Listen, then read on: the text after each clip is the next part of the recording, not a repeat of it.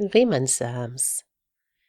One of the main goals of calculus is to find areas of sophisticated regions. For example,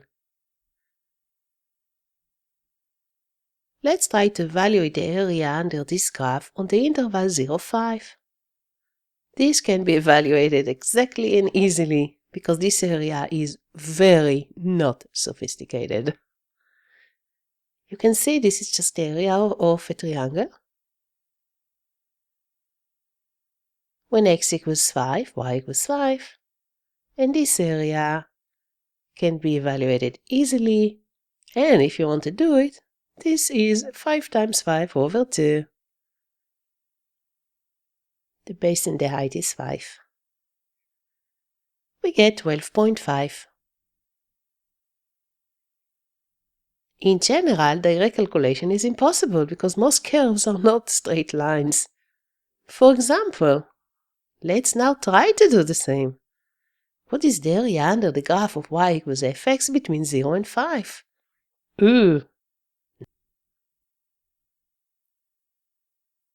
Let's try to find some trick how to evaluate this, not exactly, but to do something that will be sufficient enough.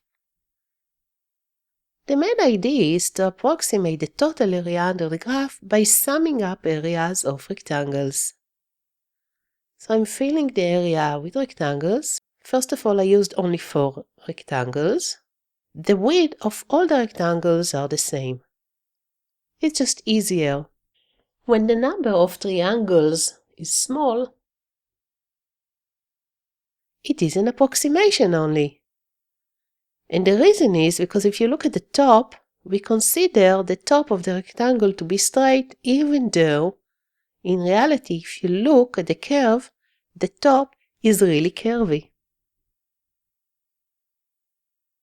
Only when the number of rectangles is huge, then the rectangles have no width. And because they have no width, because there are so many of them, they are so thin that there is no difference if the top side is curvy or straight.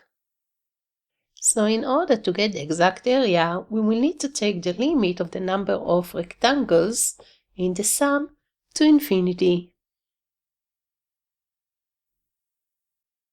This lecture is focusing on this case. Riemann sums.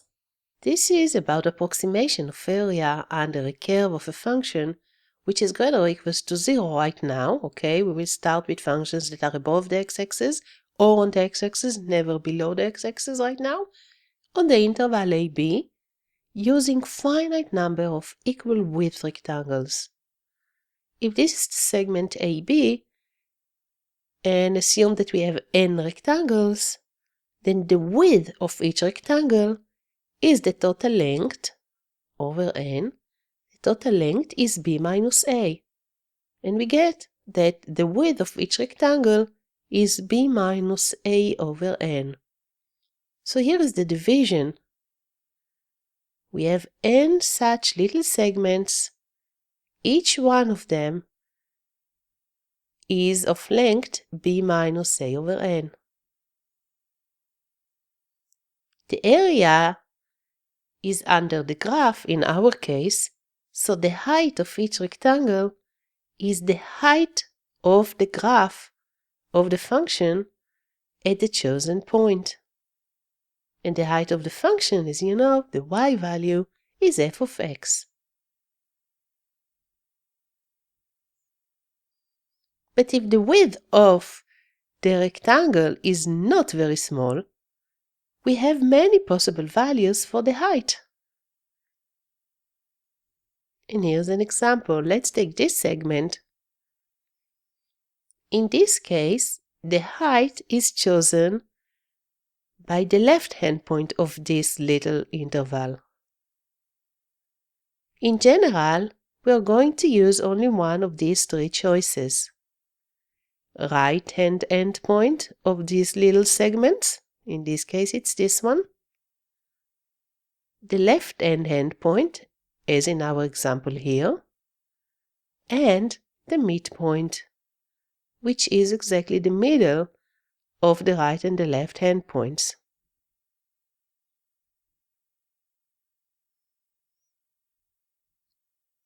In the first example, we are going to do the approximation of the area under the graph on the interval -1, 5, using for the height the right-hand endpoints of each subinterval. Let's start slowly and take just n equals 2. In this case, the width of each rectangle is b minus a over 2, and we get 5 minus 1 over 2 equals 3. The b is 5 and a is -1.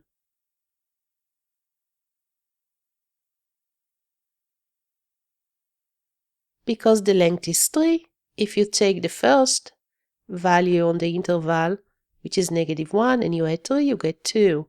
You can check by adding 3 units to 2. You should get b.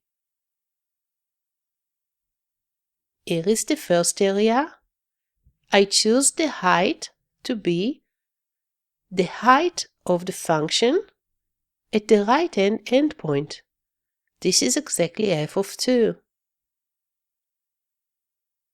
In the second one, the right-hand endpoint of the subinterval is 5, so the height is f of 5.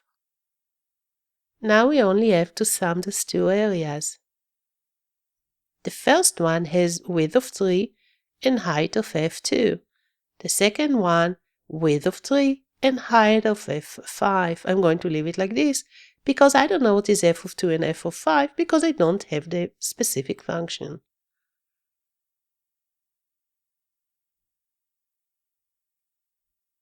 If I want a better approximation, I'm going to increase n to be 4, for example. Now the width of each rectangle is b minus a over 4, and we get 1.5. We add 1.5 to -1 and we get 0.5. Then we add 1.5, we get 2, and then we do it again, and we are going to get 3.5. We get that, and here we get that. And if you want to check, you should add 1.5 to 3.5 and you should get 5. Please, it's a good habit to actually count how many subintervals you have. Here I count 4, so I know everything is good. Now I'm going to choose the height of each one of the rectangles to be the value of the function at the right-hand endpoint. So here we have to choose the height to be the value of the function at 0.5. Here it is f of 2. Here it is f of 3.5. And here it is f of 5.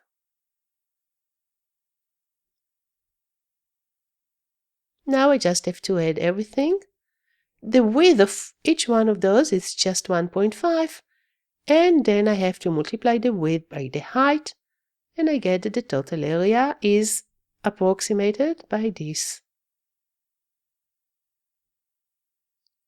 These sums are examples of Riemann sums.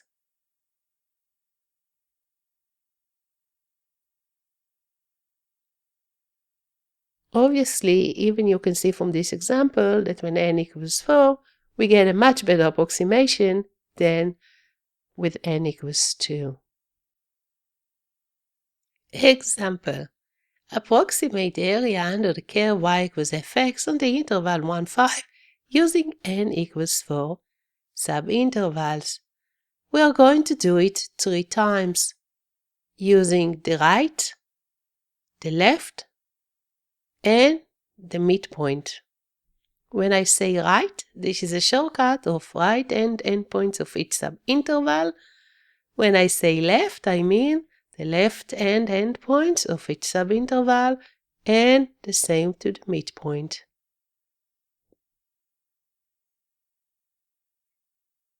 N equals 4. The length of each one of the subintervals is the total length, which is 5 minus 1, which is 4, over n, which is 4, and we get 1.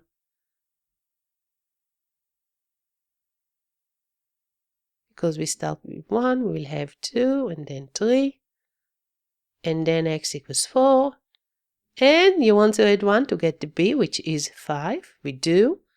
We want also to count, make sure that we have 4. Yes, we do. And now I'm going to do this exercise 3 times.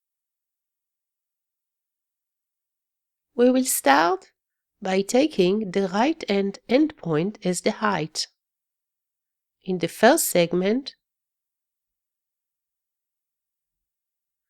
it is f of 2. In the second, it is f of 3. In the third, it is f of 4. And in the fourth one, it is f of 5. Now we're going to sum the areas. If you look, the width of each one is 1, so I can distribute the 1. And I get 1 times f of 2 plus f of 3 plus f of 4 plus f of 5. This is the right-hand endpoint finite Riemann sum.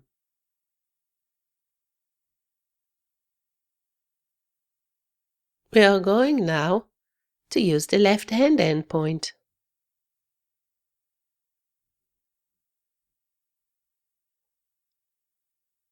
In the first one, we get kind of 0, there's nothing. This is in the second one, we have to use the height of f2. Here we are using the height of f3, and here the height which is f4. We write everything, and again we can distribute the 1. In this case, in this picture, f1 is 0.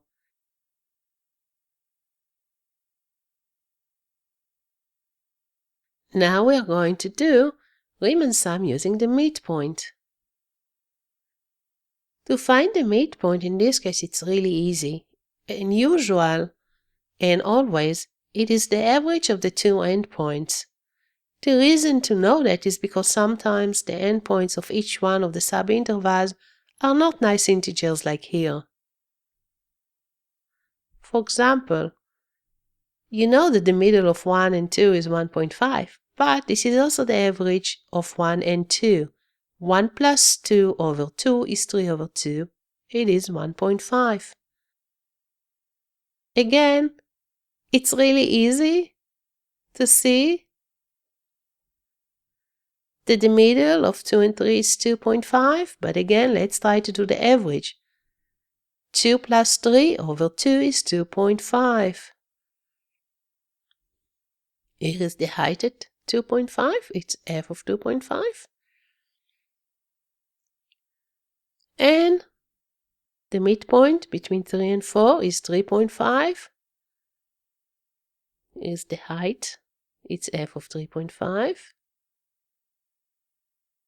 And here it's 4.5.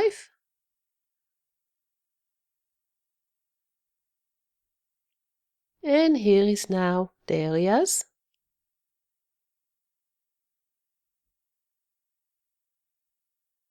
And again, we just have to sum up the areas.